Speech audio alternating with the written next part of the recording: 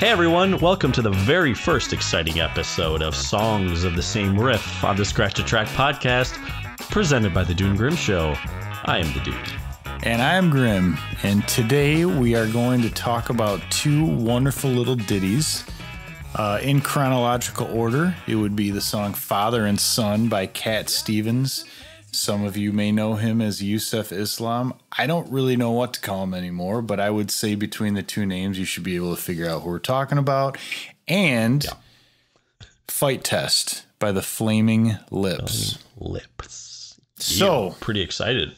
Yeah. Well, yeah. Songs of the Same Riff. It's the first one we've done. I mean, we're popping cherries here. So, I mean, I think people will kind of get what we're talking about, but songs that pretty much sound very similar. And yeah, and some of them are interesting. Some of them just sound similar and they kind of go throughout their life. Other ones have big deal lawsuits surrounding them. Others, maybe they settled out of court over a beer. I don't know, but it's just I've watched a lot of videos by different people in music. And it's interesting because it begs a lot of questions. Like, legally speaking, can you own a chord progression? Right. It's one thing if you directly rip off a song and say it's yours, but there's only so many notes and so many chords, and there's a lot of humans out there that make songs and put these things together. And so I just thought it was kind of an interesting concept of like talking about songs that have either a lot of similarities in certain parts or the whole thing or whatever it is. So sure, we started making a list. We're not the only ones out there who have made this list. No, we are not. There's actually a website that has, I have it somewhere, but like literally there's like hundreds of songs that are, there's very similar parts. And I've listened to some of them on the list, and some of them on this list, I'm just like, man, I just, that's really a stretch. And other ones, like this one, for example, I had actually put on the T for Tillerman album by Cat Stevens, and this song is on that album, and it came on.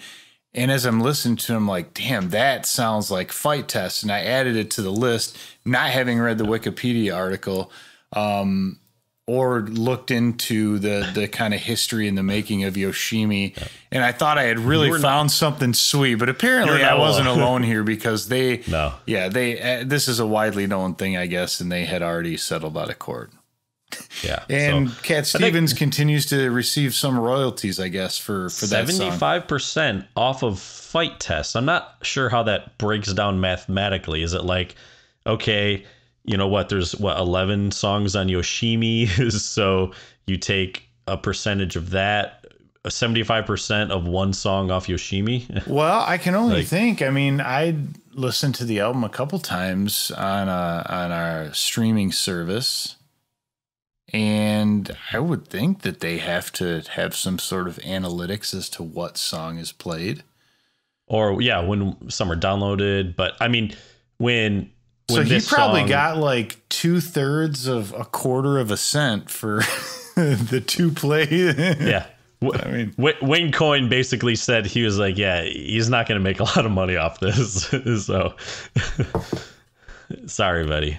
Yeah. But I think we can get into that maybe a little bit. We've kind of sidetracked, but I think we wanted to talk a little bit just about the Cat Stevens song "Father and Son" a little bit, which you mentioned is on his album T for the Tillerman, right? Is that what it's called? T for the Tillerman, I guess. Tillman. I just said Tillerman. T for Tillerman, but I don't know. Oh, okay. I don't know what a Tillerman is. I would probably look it up. Do this album at some point in the illustrious career that will no doubt be the Scratch a Track podcast presented by the Dude and Grimm Show. Because it is, I mean, as far as Cat Stevens albums go, I think this one is probably ranked like by fans, I would say real high up, if not like the kind of fan favorite. I gotcha. There's a lot of famous songs on it. It's a really good album. Right. Well, the story of the song is pretty cool. Yeah. It's told from the perspective of a father and son. I mean, go figure, right? Yep. But basically it tells kind of the story of, the father who can't understand why his son wants to create a new life for himself, and the son just wants to, start his own path. Yeah. And do his own thing. And what it really reminded me of, dude, I don't even know if you remember this movie, Varsity Blues, when frickin' what's his name? The dude, James Vanderbeek's character, like he's the quarterback and his dad wants him to like follow in his footsteps and be this quarterback star. And then they kind of get in this fight. And then James Vanderbeek's like, I don't want your life. But he says it in a much better accent. I think I remember seeing that clip from the preview because as you're saying it, I was like, I don't even know if I ever watched Varsity Blues. Dude, actually, I don't even know if I got that quote 100% right. And I don't really feel like looking it up. So I think that sounds real good to me. Yeah, give or take. I was thinking of the movie In the Name of the Father. Oh yeah, absolutely. There's some of that Giuseppe in that. Conlon, Jared Conlon, the Conlons. Don't want your fucking Giuseppe name, yeah. Yeah. Well, this is it is pretty common theme in life, really. Movies and it's interesting. I don't know of another, maybe a song. I guess you could say. I don't know if Cats in the Cradle kind of teeters on it maybe a little bit. But this the Ugly Kid Joe version or the I'm just kidding. It doesn't really matter. I know. But essentially, that's kind of what this song is about. Yeah. The son doesn't really want to be under his father's roof and control anymore. And I think it's cool that when Cat Stevens is singing it, he sings it a different way when he's kind of doing the father perspective, and he sings it a different way when he's singing from the son's perspective. So, it's a good song. I liked it. I thought it's cool. It's very, I guess, Cat Stevens-ish. Yeah. Interestingly, I guess he originally wrote the song as part of like some musical project by this gentleman called Nigel Hawthorne, who was putting together this thing called Revolutia. So something set in the Russian Revolution, and of course the story just kind of the father and the son thing kind of goes from there. Yeah. But I think it's interesting because although the songs are different in when they were done and somewhat what they were about, I feel like in some ways, this will bring us to the Flaming Lips one, but I feel like the lyrics in either case are kind of like this coming of age sort of figure, like having to deal with some heavier concepts in life. Definitely. And just kind of like a hard impasse to go through. Yeah. I mean, I think if you compare the songs just from like an instrumental musical perspective, they're very different. But I think you're right with the lyrical kind of part of it. And when I say the musical part, I'm talking about all the instrumentation stuff and sounds and all the crazy stuff the Flaming Lips do. You're right. But at the core of it, if you just take that acoustic guitar part, once you get past the intro of Cat Stevens, I mean, it's pretty easy to hear it because like a light bulb went off in my head right away. And I was like, oh my God, I got to add this show page. This is brilliant. I would actually really love to hear Wayne Coyne play it acoustically. And I didn't do this. If there's like an acoustic version out there, and for some people listening, like if you really want to compare them, if you can find an acoustic version of Fight Test, play that right after you listen to Cat Stevens' Father and Son. It's the rhythm of the song with the acoustic and the chord progression. Also in the cadence of the lyrics cadence, too. Yeah, the vocal cadence. I mean, it just is. And so there was a lawsuit. And it basically, long story short, it ended up Cat Stevens getting 75% of the royalties. Flaming Lips get 25% for that song. For that song. Well, and Wayne Coyne said, "Yeah, go ahead." Oh no, continue. I was going to say he said he didn't realize that it sounded so similar. And then the producer of Yoshimi Battles of Pink Robots, Dave Friedman, he kind of pointed it out when they were doing the recording. And one thing in an interview, Wayne kind of said, he apologized. He said he felt ashamed and that he really loved Cat Stevens. And while they were recording, they realized it was similar. So he said they changed like the little bits that were similar.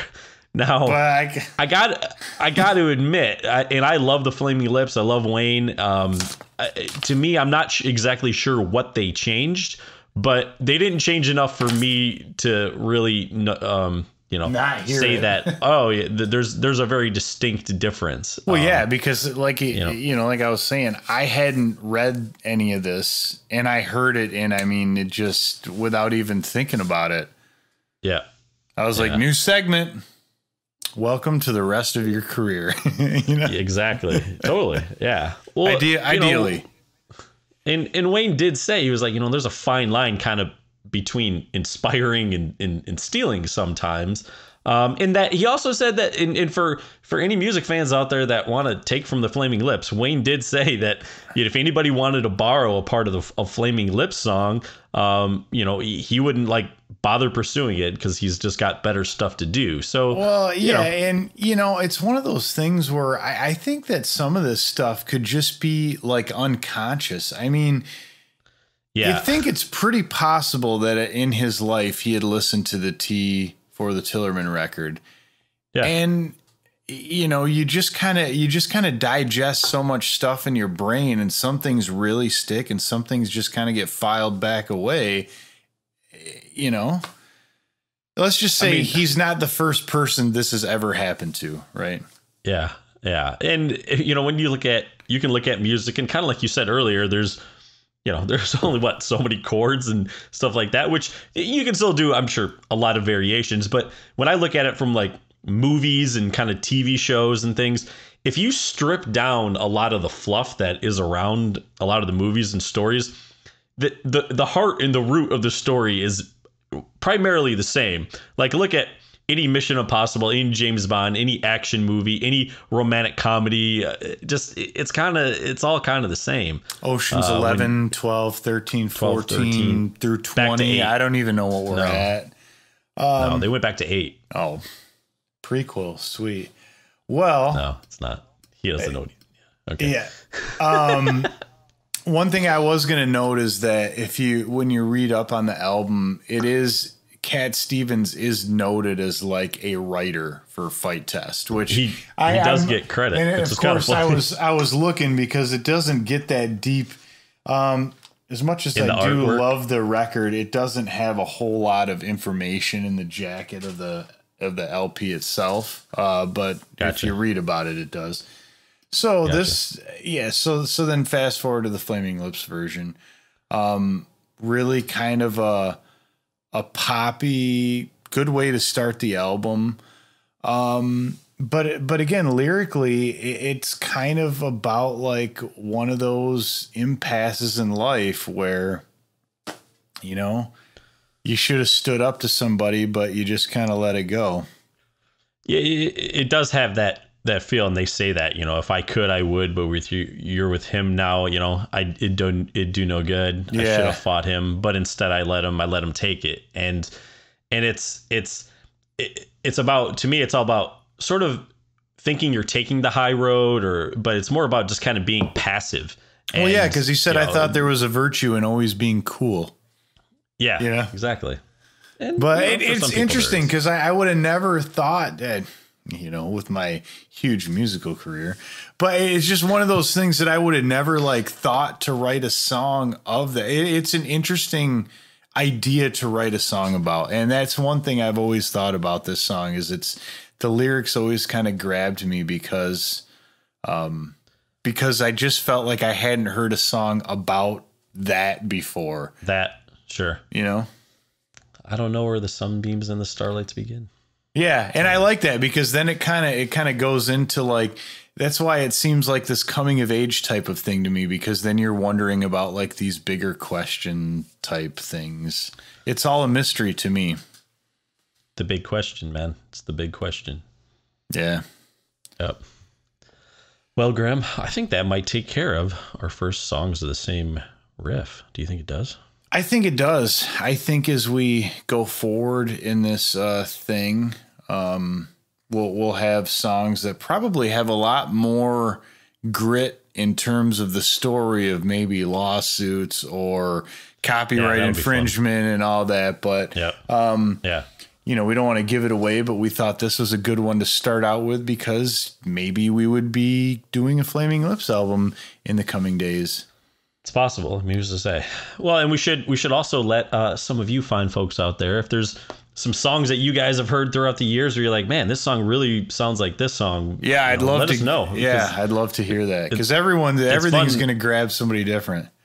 It does. It does. So, and you know one thing, Graham, we forgot. Oh, go ahead. No. You go. I was going to say, and speaking of the rest of your career, we'd really appreciate it if you would. If you like, subscribe, and comment below.